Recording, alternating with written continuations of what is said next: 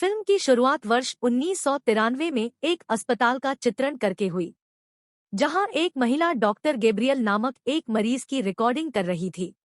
वह कहती है कि मेरा मरीज बहुत अजीब है। वह बहुत तेजी से बढ़ रहा है। उसके पास बहुत सारी शक्तियां हैं। रिकॉर्डिंग अभी भी चल रही थी जब डॉक्टर का साथी डर गया। वह कहता है कि गैब्रियल फिर से भागने की कोशिश कर रहा है। वह दरवाजे को जोर से पीट रहा है।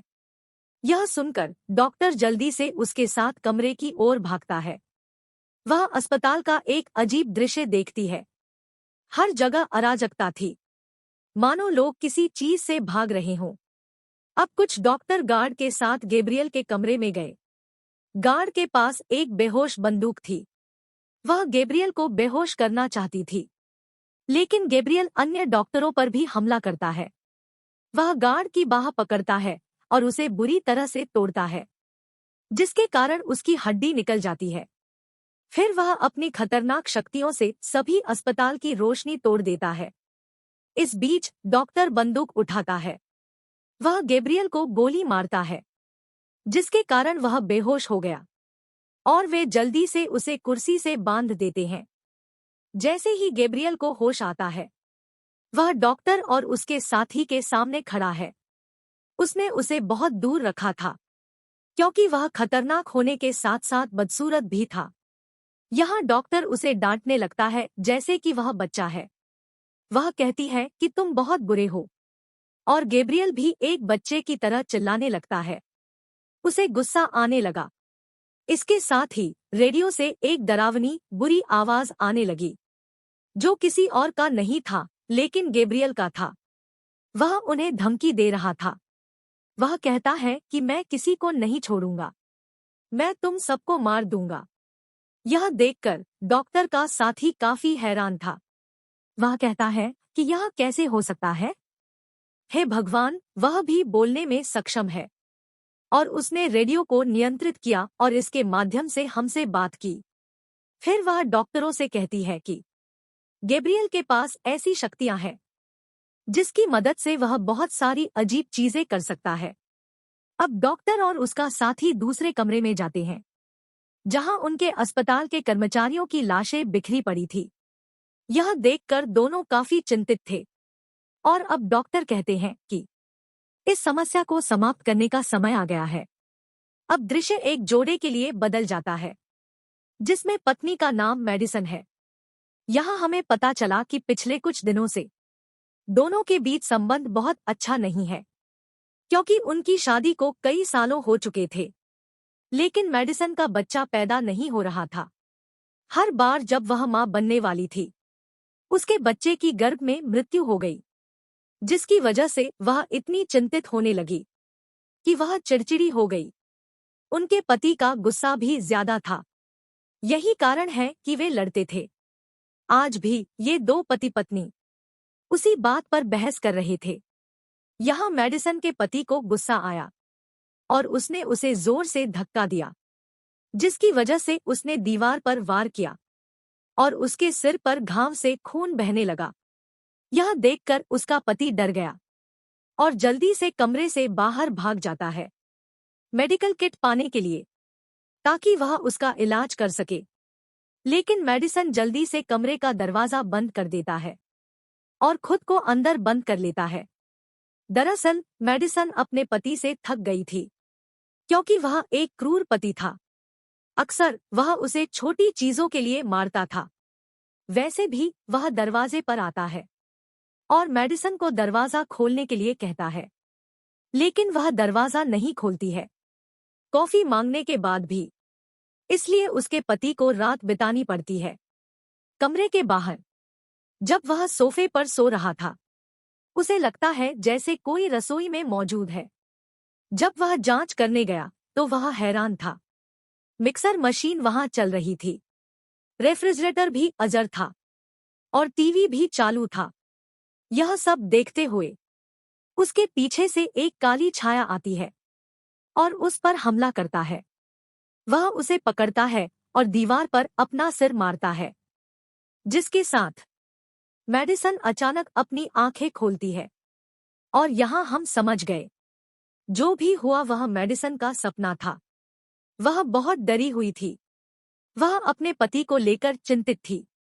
इसलिए वह जल्दी से कमरे का दरवाजा खोलती है और अपने पति को देखने के लिए बाहर आती है। लेकिन जब उसने देखा कि उसने उसके सामने क्या देखा, वह बेहोश हो गई। उसके पति का शव वहीं पड़ा था। वह बहुत बुरी हालत में भी था। उस काली छाया ने उसे मार डाला था और उसे यहाँ फेंक दिया। हर जगह खून फैल रहा था, जिसके कारण मेडिसन की हालत खराब हो जाती है। वह अपने पति के शव को देख रही थी। तभी वही काली छाया पीछे से बाहर आता है और वह मेडिसन की ओर बढ़ने लगा, उस पर हमला करने के लिए। वह बहुत डरी हुई है। वह जल्दी से दौड़ना शुरू कर देती है। इससे पहले कि वह मेडिसन पर हमला करे, वह दरवाजे पर हाथ रखती है और खड़ी हो जाती है। फिर वह काली छाया वहां आता है और दरवाजा तोड़ने की कोशिश करता है। मेडिसन दरवाजा बंद करने की कोशिश करता है, लेकिन वह छाया दरवाजा तोड़ती रहती है। अब जल्दी से मेडिसन दरवाजे के साथ नीचे गिर गया और वहां भी बेहोश हो गया। अब अगले दृश्य में मेडिसन अस्पताल में अपने होश में आता है। जब उसने आंखें खोली, उसकी बहन उसके सामने बैठी थी, जो पहले मेडिसन की स्थिति के बारे में पूछता है कि तुम ठीक हो। फिर वह उससे कहती है कि दो बुरी खबरें हैं। एक यह है कि इस घटना के कारण आपके गर्भ में 15 बच्चे मारे गए, और दूसरी बुरी खबर यह है कि आपके पति बच नहीं सका। उनकी एक दर्दनाक मौत भी हुई। अब मेडिसन के लिए बहुत सारी दुखद बातें थी, इसलिए वह रोने लगती है। उसे बहुत आघात लगता है। इसीलिए जब जासूस या पुलिस अधिकारी उससे पूछताछ करने के लिए यहाँ आए, मेडिसन उनके सवालों का जवाब देने में सक्षम नहीं है। इसलिए जासूस लैब प्रभारी के पास जाता है सवालों के जवाब पाने के लिए। फिर वह अपने पति से कहती है कि उसके शव पर उंगलियों के निशान हैं, जो किसी और के नहीं बल्कि मेडिसन के हैं। और यह संभव है कि मेडिसन ने अपने पति को नहीं मारा, क्योंकि वह उसे प्रताड़ित करता था। इसके बाद मेडिसन की बहन उसे अपने घर ले जाती है। जब वह रात में अपने कमरे की खिड़की के पास खड़ी थी, उसके घर के बाहर रोशनी अजीब तरह से जल रहा है। यह देखकर मेडिसन बहुत डर गया था और फिर वह उस काली छाया को देखती है। वह इतनी डर गई थी कि वह भाग गई और उसके घर के सभी दरवाजे और खिड़कियां बंद कर दी। उसके बाद सभी रोशनी बंद कर दी गई। लेकिन तब वह यह देखकर बहुत खुश हुई। अपने आप एक दरवाजा खुल गया। वह डर गई थी। वह जल्दी से अपने कमरे में भाग गई और दरवाजा बंद कर दिया। अब यह रात इस तरह गुजरी, कुछ नहीं हुआ। तो अगले दिन जब मेडिसन उठा, उसे भागने का विचार आया। उसने एक ड्रिल मशीन ली और अपना काम शुरू किया। यानी वह हर दरवाजे पर दरवाजे के ताले लगाने लगती है। अगले दिन मेडिसन की बहन उससे मिलने आई। यहाँ हमें पता चला कि वे असली बहनें नहीं हैं। वे रक्त से संबंधित नहीं हैं। वास्तव में जब मेडिसन 8 साल का था, उसकी सौतेली बहन की माँ और पिताजी ने मेडिसन को गोद लिया। और 8 साल पहले क्या हुआ था, मेडिसन को कुछ भी याद नहीं था। वह सब कुछ भूल गई थी। अब हम एक महिला को देखते हैं जो एक टूर गाइड थी। यानी वह लोगों की मदद करती थी एक शहर में भूमिगत यात्रा करने के लिए, और वह हर तरह से उनका मार्गदर्शन करती थी। अब भी वह अपने ग्राहकों को बता रही है एक शानदार शहर के बारे में। इसके साथ दौरे के खत्म होने के बाद हर कोई उसे पैसे देता है और वहां से जाने लगता है। अब जब वह एक जगह आ रही थी और अपना काम पूरा कर रहा था, अचानक उस जगह की सारी रोशनी बंद करना शुरू करें। और जैसे ही उसने देखा रोशनी बंद होने लगी, टूर गाइड को लगता है कि वहां कोई है, इसलिए वह जांच करने के लिए वहां जाने लगी। जब उसने छत को देखा, वहां एक विशाल प्राणी बैठा था। यह देखकर वह बहुत डर गई। इससे पहले कि कोई कुछ समझ पाता, वह छत से नीचे आया और अचानक उस पर हमला किया। अब जब टूर गाइड उनके होश में आया, वह खुद को एक अजीब जगह पर पाता है। यहाँ एक रेडियो था, जो शुरुआत में रेडियो की तरह दिखता था, और यह एक ही बुरी आवाज थी जो हमने शुरुआत में सुना था। और क्योंकि वह आवाज गैब्रियल की थी, इसलिए यहाँ हमें समझने में देर नहीं लगती कि यह जीव कोई और नहीं है लेकिन गैब्रियल। फिर वह टूर गाइड के पास आया और वह बहुत जल्द ऐसा महसूस नहीं करता है। मैं तुम्हें भी मार दूंगा, लेकिन आपसे पहले मुझे उस महिला डॉक्टर से निपटना होगा। अब जब वह महिला डॉक्टर अपने घर में थी, उसे गैब्रियल से फोन आता है और वह उसे याद दिलाता है कि मैं वही रोगी हूँ जिसे आपने कैद किया था। तुम बच्चे की तरह डांट रहे थे। वह अपने बारे में सब कुछ बताता है, लेकिन महिला डॉक्टर को समझ नहीं आ रहा है क्योंकि वह नहीं पहचानती कि यह गैब्रियल है। फिर कॉल डिस्कनेक्ट करने के बाद वह अपने कार्यालय में आई और एक फाइल की तलाश शुरू कर दी। उसने वह फाइल भी ढूंढी जिसमें से एक छोटी लड़की की तस्वीर निकलती है। वह लगभग 8 साल की थी। दवा उसके घर में थी। जब वह कपड़े धोने के लिए मशीन खोलती है, वह डर जाती है और वापस चली जाती है, जिसके साथ दवा का घर पूरी तरह से परिवर्तन और महिला चिकित्सक के घर में बदल जाता है। यानी वह डॉक्टर के घर पहुंची थी। यहाँ भी दवा उस काली छाया को देखती है जो कोई और नहीं बल्कि गैब्रियल है। वह बाल द्वारा महिला चिकित्सक को पकड़ लेता है और उसे जमीन पर जोर से मारता है। फिर वह फिर से डॉक्टर को उठाता है और उसे इधर उधर मारता है, लेकिन डॉक्टर वहां से उठकर दौड़ने लगे। गैब्रियल ने भी उसका पीछा किया, जिसके हाथ में ट्रॉफी थी। वह डॉक्टर को पकड़ लेता है और ट्रॉफी की नोक से उस पर हमला करता है। फिर उसने कई बार उस पर हमला किया। उसने अपना सिर कुचल दिया और उसे रख लिया, जिससे डॉक्टर का चेहरा बहुत दर्दनाक हो जाता है। दिल की दवा बहुत डरी हुई थी। वह जोर से चिल्लाने लगती है, जिसके साथ उसका विचार खत्म हो गया था और वह वापस अपने घर चली जाती है। अब भी वह खुद को अपने घर के फर्श पर बैठा पाती है। यहाँ उसे अपने सिर पर एक अजीब समय लगा। जैसे ही उसने छुआ और जांच की, उसके सिर से खून निकल रहा था और जासूस और लैब प्रभारी महिला डॉक्टर के घर जाती है क्योंकि उन्होंने डॉक्टर की मौत के बारे में सुना था। और जब वह जांच करने आया, उनकी मृत्यु बिल्कुल वैसी ही थी जैसा कि दवा ने कल्पना में देखा था, जिसे गैब्रियल ने डॉक्टर को मारा था। उसका सिर कुचल दिया गया था। यहाँ उन्हें वह फाइल भी मिलती है जो डॉक्टर को मिलती है, गैब्रियल के आह्वान के बाद देखा था, जिसमें 8 साल की लड़की की तस्वीर थी। उस तस्वीर को जासूस ने भी छुआ है, जो वह एक कलाकार को देता है, यह कहते हुए कि इस लड़की की तस्वीर ले लो अगले 30 वर्षों में और फिर हमें उसका प्रिंट दिखाओ। 30 साल बाद उसका चेहरा कैसा दिखता है। यहाँ लैब प्रभारी जासूस को बताता है कि वह एक महिला चिकित्सक थी।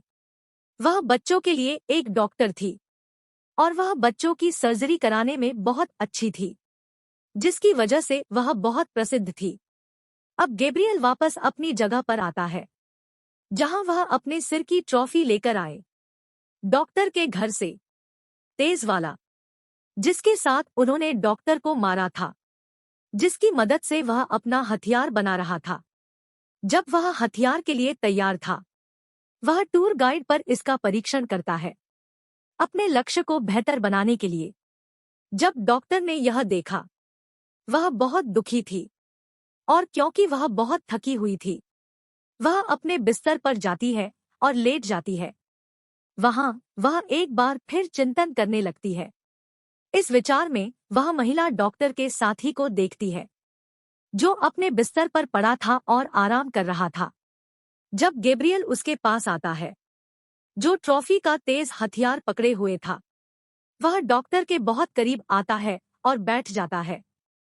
जैसे ही डॉक्टर ने उसे देखा, वह चिल्लाता है, फिर गैब्रियल उस तेज हथियार को ले जाता है, उसके चेहरे में डालता है। चीखने के बाद वह उसे अपनी छाती में रखता है और ऐसे डॉक्टर की मृत्यु हो जाती है। इस विचार को देखकर दवा बहुत डर गई थी। उसकी आंखें खुल गई। जहां वह जोर से चिल्ला रही थी, यहां वह पहली बार गैब्रियल का चेहरा देखती है, जो बहुत डरावना और बदसूरत था। यह देखकर कि उसकी हालत इतनी खराब हो गई कि वह तुरंत उठती है और चिल्लाने लगती है। वह खुद को अपने कमरे में पाती है, जहां विचार से बाहर आने के बाद उसके तकिए पर खून था। अब उसकी चीख सुनकर उसकी बहन तुरंत यहां आई। लंबे समय के बाद उसे बहुत सारे डरावने विचार मिल रहे हैं, और जो कुछ भी मैं अपने विचारों में देखता हूँ, यह हमेशा सच होता है। जिसके बाद ये दोनों बहनें थाने चली गई। यहाँ वे जासूस और लैब प्रभारी से मिले। यह दवा है। वह उन्हें यह भी बताती है कि मेरे डरावने विचार सच होते हैं। मैंने महिला डॉक्टर के साथी की मौत देखी है, कुछ दिन पहले, जो अस्पताल के सामने इमारत में हुआ, जहां वह रहती थी। अब यह सुनकर ये लोग जल्दी से उसके घर जाते हैं, जहां आपको वास्तव में डॉक्टर के साथी की लाश मिलती है। वह बिल्कुल वैसी ही थी जैसी उसने अपनी कल्पना में देखी थी। जैसे गैब्रियल ने उसके तकिए पर हमला किया था। उसका तकिया बुरी हालत में था और पूरा बिस्तर खून से लथपथ था। यह देखने के बाद जासूस और लैब प्रभारी बहुत डर गए थे। जिसके बाद वह वापस थाने चली जाती है। दवा और उसकी बहन उसे बताती है कि आप कुछ समय के लिए थाने में रहें, आपको कुछ जांच करनी होगी। अब जब दवा वॉशरूम में जाती है, उसे एक अज्ञात नंबर से कॉल आता है, जो गैब्रियल का था, जिसमें वह कहता है कि मैं अपनी मर्जी से तुम्हारा नाम रखूंगा, क्योंकि तुम मेरी बहन हो। मैं तुम्हारा भाई हूँ। मैं 30 साल बाद लौटा हूँ आपसे और मुझसे बदला लेने के लिए, जिसमें मैं निर्दोष और पापी लोगों को मारूंगा। यह सुनकर दवा बहुत डर गई। वह अपनी बहन के पास आई और ये दोनों तुरंत थाने जाते हैं। उनके जाने के बाद जासूस कलाकार द्वारा भेजी गई फाइल को देखना शुरू कर देता है, जिसमें उन्होंने बच्चे की तस्वीर बदल दी थी। यहाँ हम यह देखकर बहुत हैरान हैं। 30 साल आगे के समय में उस बच्चे की तस्वीर बदलकर दवा का चेहरा सामने आता है। अब वह इस फाइल को फिर से पढ़ता है, जहां उसे पता चला वह दवा की सौतेली माँ उसका इलाज करवाने के लिए उसे महिला चिकित्सक के अस्पताल में भर्ती कराया था। यह महिला डॉक्टर अब मर चुकी है। जहां दवा का इलाज है, उस महिला डॉक्टर के साथ उसके 2 साथियों द्वारा किया गया था। लेकिन अब जब महिला डॉक्टर और उसका एक साथी मर चुका है, तो तीसरा डॉक्टर जो अभी भी जीवित था, वह जासूस को सच बता सकती थी। उसी विचार के साथ जासूस डॉक्टर से मिलने जाता है। दवा और उसकी बहन उनकी मां तक पहुंचे। जब दवा छोड़ दी गई थी, उसका एक विचार मित्र था, जिसका नाम गैब्रियल था। उसे बताना था कि दवा फिर से सोच रही है, जिसमें वह गैब्रियल को तीसरे डॉक्टर के पास देखती है, जो डॉक्टर को मारने आए थे, जब वह बाथटब में पड़ा था और स्नान कर रहा था। इस बीच जासूस भी यहाँ आए। वह बंदूक का सामना कर रहा था, डॉक्टर की ओर बढ़ रहा था। लेकिन फिर गैब्रियल ऊपर से आता है और उस पर हमला करता है और उसे नीचे रख देता है। इसका फायदा उठाकर गैब्रियल बार बार उस पर हमला करने की कोशिश करता है, लेकिन हर बार वह बच जाता है। फिर जासूस उस पर हमला करता है और उसे फेंक देता है, और उसके अंदर की गोली उस पर चीखने लगती है। लेकिन गैब्रियल किसी तरह यहाँ से भाग जाता है। हालांकि जासूस ने उसका पीछा किया, लेकिन फिर भी वह उसे छू नहीं सका। अब डॉक्टर की जान बच गई है, लेकिन इस दवा के साथ उसके दिमाग से निकलता है। अगले दिन जासूस और लैब प्रभारी उनके साथ एक मानसिक चिकित्सक लाएं, ताकि वह थेरेपी कर सके, ताकि वह दवा की पुरानी यादों को खोल सके, जिसे वह सब कुछ भूल गया है।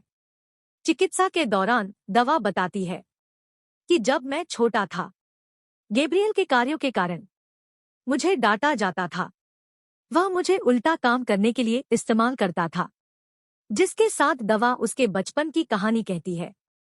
उस एक दिन गैब्रियल ने मुझे बुलाया, जिसने मुझे अपनी आंखें बंद करने के लिए कहा, आपके सामने एक केक है जिसे आप बड़े चाकू से काटते हैं और अपनी माँ को दे दो। लेकिन जब मैंने अपनी आंखें खोली और गैब्रियल मुझे बता रहा था कि आपने अपनी माँ का पेट काट दिया ताकि आपकी माँ के पेट में बच्चा मर जाए, फिर मेरी माँ ने आंखें खोली और जब उसने मुझे इस तरह देखा, वह चीखने लगती है। अब वर्तमान समय में जब दवा ये बातें बता रही है, वह भी चिल्ला रही थी और वह टूर गाइड जो गैब्रियल द्वारा पकड़ा गया था, वह किसी तरह खुद को अपनी कैद से मुक्त कर लेती है और वहीं से भाग गया। वह बाहर का रास्ता ढूंढ रही है, लेकिन फिर उसका पैर फर्श से टकराया। अब जहां दवा और अन्य लोग बैठे थे, ऊपर फर्श पर छत अचानक ढह जाती है और टूर गाइड वहां से नीचे गिर जाता है, जिससे हम समझ सकते हैं उस गैब्रियल ने टूर गाइड को कैद कर लिया था। दवा के ऊपर फर्श पर थोड़ी देर में पुलिस यहां आई जांच करने के लिए, जो दवा को गिरफ्तार करता है क्योंकि उन्हें ऊपर की मंजिल से गैब्रियल के कपड़े और हथियार मिले, जिससे हर कोई सोचता है कि गैब्रियल दवा है और कोई अन्य गैब्रियल नहीं है। और दवा एक है जो बचपन से दो व्यक्तित्वों के साथ रह रहे हैं। एक दवा है, जबकि दूसरा उसका काल्पनिक दोस्त गैब्रियल है। लेकिन यहाँ जासूस इससे सहमत नहीं है।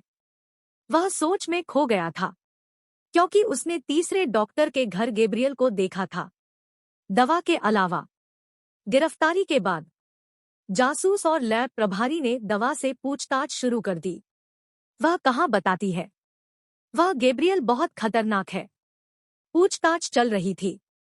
उस समय गैब्रियल का फोन जासूस के पास आता है, जो अब खुद को बताता है, हाँ, मैं दवा का काल्पनिक दोस्त हूँ। इस वजह से पास के सभी बल्ब टूट जाते हैं और अब सेल में दवा बंद है।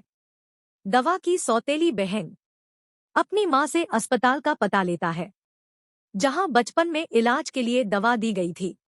इस महिला चिकित्सक का अस्पताल। अब यह अस्पताल बंद हो गया, लेकिन उसकी बहन को विश्वास था कि वहां से कुछ मिल जाएगा। तो इस विश्वास के साथ वह अस्पताल जाती है। जब वह अस्पताल आई, उसने वहां जांच शुरू कर दी। वह अपने साथ दवा घर लाती है।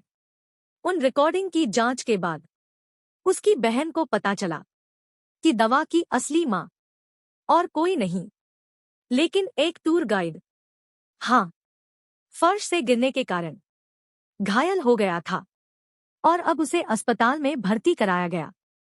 रिकॉर्डिंग की जांच के बाद वह देखती है कि एक अजीब प्राणी दवा के पीछे की तरफ जुड़ा हुआ था। फिर यहाँ रिकॉर्डिंग में यह गैब्रियल के अलावा और कोई नहीं था। वह कहती है कि जब दवा का जन्म हुआ था, फिर हम उन्हें अलग करना चाहते थे ऑपरेशन करके, इसलिए दवा आसानी से अलग हो गई, लेकिन उसका भाई नहीं हुआ।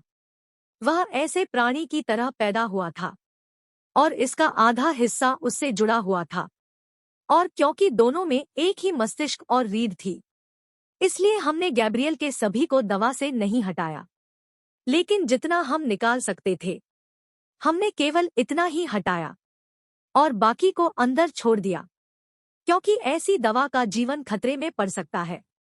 इसलिए हमने उसके मस्तिष्क पर काम किया और उसे जला दिया, ताकि गैब्रियल का आधा हिस्सा अंदर रह जाए। यहाँ डॉक्टर भी बताता है, वह गैब्रियल एक विशेष प्रकार का बच्चा था। उसके पास अद्वितीय शक्तियां थी। वह आसपास के संकेतों और तरंगों को नियंत्रित कर सकता था और शुरुआत में कहा कि मैं तुम सबको मार दूंगा। फिर एक दिन गैब्रियल दवा को नियंत्रित किया और अस्पताल को नष्ट कर दिया। शुरुआत में और जिस समस्या के बारे में डॉक्टर बात कर रहे थे, यह गैब्रियल के अलावा और कोई नहीं था। वह इसका आधा हिस्सा निकालने में सक्षम था, लेकिन वह मस्तिष्क को अलग करने में असमर्थ था। अब गैब्रियल हमेशा दवा के मस्तिष्क में था, और जब दवा विचारों में गैब्रियल को देखता है, यह वास्तव में गैब्रियल का मस्तिष्क है, क्योंकि दोनों का दिमाग एक जैसा था, सिर्फ दवा। और उस दिन जब उनके पति ने उन्हें दीवार से मारा, जब उसका खून उसके सिर से निकलने लगा, उस दिन गैब्रियल फिर से उठा। इन सभी रिकॉर्डिंग को देखने के बाद उसकी बहन जासूस से मिलने जाती है, ताकि वह पूरी सच्चाई बता सके। जब गैब्रियल सेल में था, सेल की बाकी लड़कियां उसे परेशान करने लगी, जिसके बाद उसने उसे मारना शुरू कर दिया। इससे दवा बीमार हो गई, उसके मुंह और सिर से खून बहने लगा, आसपास की रोशनी भी क्षतिग्रस्त होने लगी। यहाँ पहली बार हम इस भयावह दृश्य को देख सकते हैं कि दवा का सिर उसके सिर को फाड़ रहा है और गैब्रियल बाहर आ रहा है, जो दवा को पूरी तरह से नियंत्रित करता है, और वह खुद अपना सिर फाड़ने लगती है। यह देखकर सभी लड़कियां बुरी स्थिति में हैं। वह डर से चिल्लाने लगती है। गैब्रियल नियंत्रण में था। वह एक लड़की के पास जाती है और उसे गर्दन पर मारती है, जिसके कारण उसका खून निकलने लगता है। फिर एक एक करके जो भी उसके पास आ रहा था, बहुत आसानी से वह सबको उठा लेती है और फेंक देती है। वह एक हाथ तोड़ती है, फिर वह अपना हाथ किसी के पेट में डालती है, फिर वह उसे उठाती है और उसे फेंक देती है। फिर वह एक लड़की को छोड़ देती है। वह अपना पैर अपने सिर पर रखती है और उसे शांति देती है। वह घूमती है और एक के पास आती है।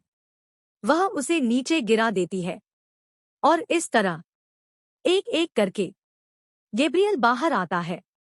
वह अपने कपड़े और हथियार लेता है और छोड़ देता है। दवा की बहन जासूस को बुलाती है और उसे सब कुछ बताता है, लेकिन जासूस कुछ भी नहीं समझता है। वह क्या कहना चाह रही है।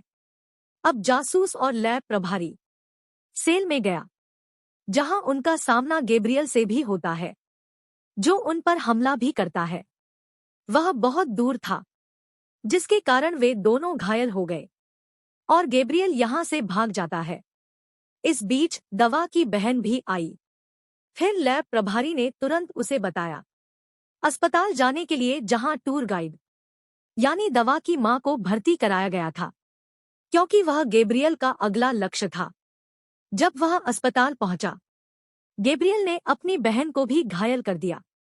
वह एक गार्ड की छाती पर भी हमला करता है और उसे भी मार देता है, और उसे भी मार देता है। और अब वह दवा की मां के कमरे में जाता है।